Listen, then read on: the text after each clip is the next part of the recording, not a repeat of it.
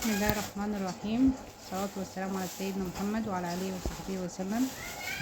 النهاردة إن شاء الله أنا معاكم ومودة أول فيديو ليا،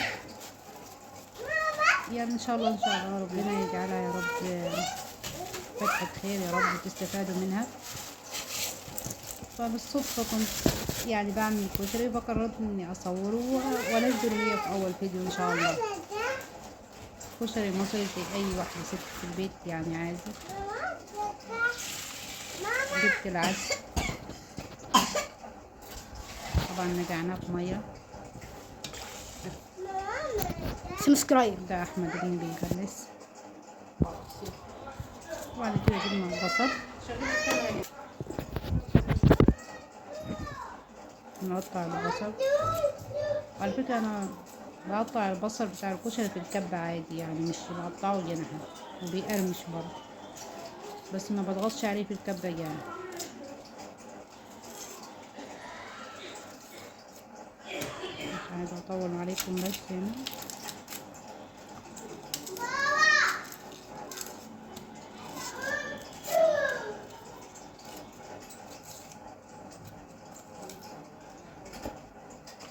اللهم صل على سيدنا محمد. يا رب يا رب القناة تكون فتحة خير يا رب ونستفاد منها كلنا يا رب.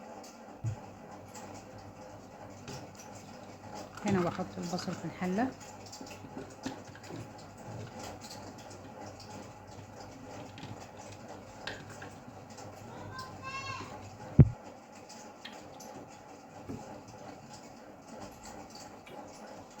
الحلة دي انا هعمل فيها البصل، وبعد ما البصل يتحمر معايا هشيله منها، وفي نفس الزيت هحط الرز والعدس مع بعض. العدس اللي انا نقعاه طبعا. كان عندي زيت محمرة فيه بطاطس، زودت شوية زيت تاني من الازازة. اللهم صل عليك يا سيدنا النبي. طبعا النهارده اول تسجيل ليا، فيمكن احنا مش جيدة الكلام قوي يعني، فاعذروني، بس ان شاء الله يعني تستفادوا يعني في الكلام حاجة. هنا بنقلب البصل. هنا بقولكم مش بحط زيت كتير يعني، وبيطلع برضو مقرمش. هنا هعمل الدقة. جبت توم، شوية ملح وكمون. زودت شوية ملح لاني هزود مية.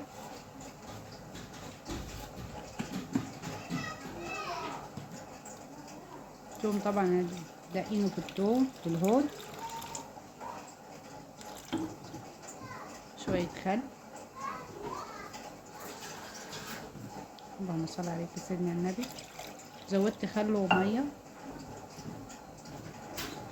هنا انا كنت رايحة اجيب ليمون من اللي انا حطاه عندي في التلاجة. الليمون بقاله فترة يعني في التلاجة عندي، فدي الطريقة اللي بحفظ بيها الليمون بصراحة، ان احطه جوه ورقة واحطها في كيس. بجد الليمونة دي مش فاكرة بقالها عندي اكتر من اسبوع او 10 ايام.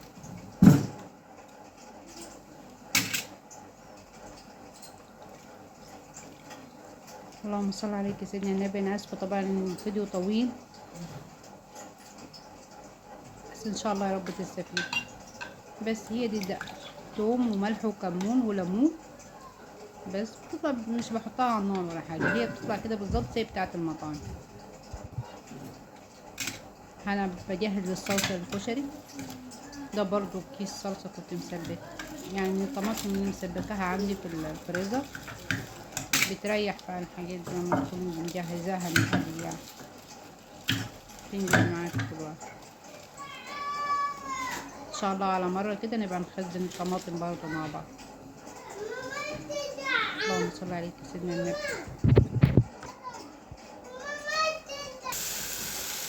انا هنا شلت البصل، طبعا ما عرفتش اجيب الكاميرا على البوتاجاز بتاعت التحمير.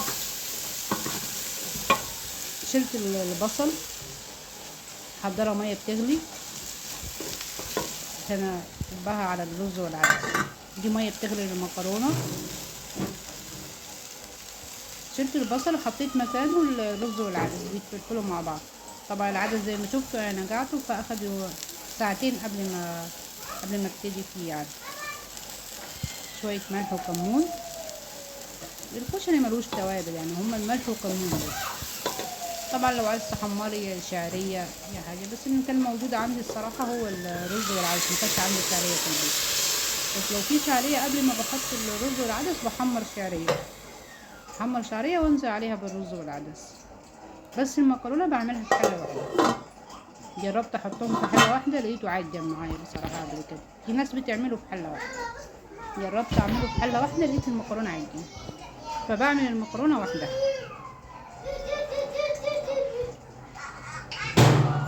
اللهم صل على سيدنا النبي. اللهم صل وبارك على سيدنا محمد وعلى اله وصحبه وسلم. هنا هنزود زيت، شوية زيت وشوية ملح.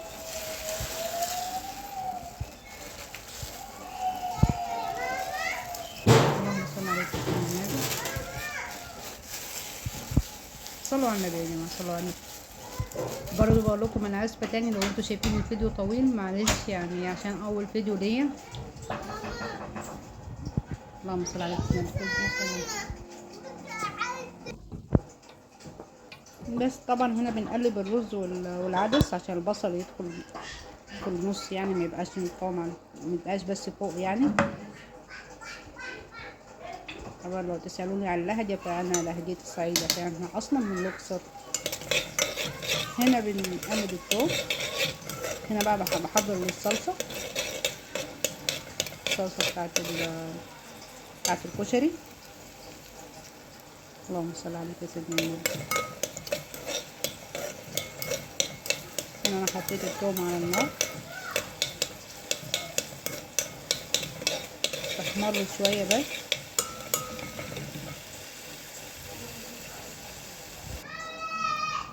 هنا اصفرت معايا شوية، هنزل عليها بخل.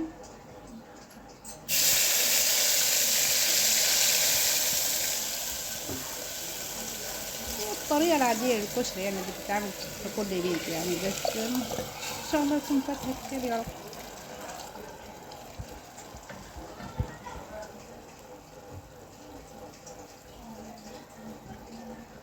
ملح وكمون زي ما بقول لكم، الكشري ملوش توابل الا هو الملح والكمون، ملوش اي بهارات تاني يعني، ملح وكمون وبس. هنا بقى كنا خلصنا الحمد لله الرز والصلصة المكرونة. انا ما عملتش حمص، احنا ملناش في الحمص قوي وما بنحبش يعني الحمص بصراحة، هو ما كانش موجود في البيت برضه. كتير من عيالي يعني مش بيحبوه، بيحبوا الدقة والصلصة والبصل عليه اكتر. بس يعني دي الدقة اللي احنا عملناها.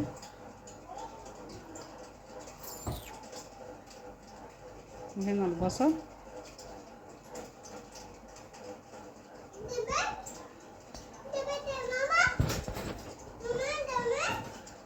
بس بجد كان طعمه حلو والله يعني، حتى لو شكل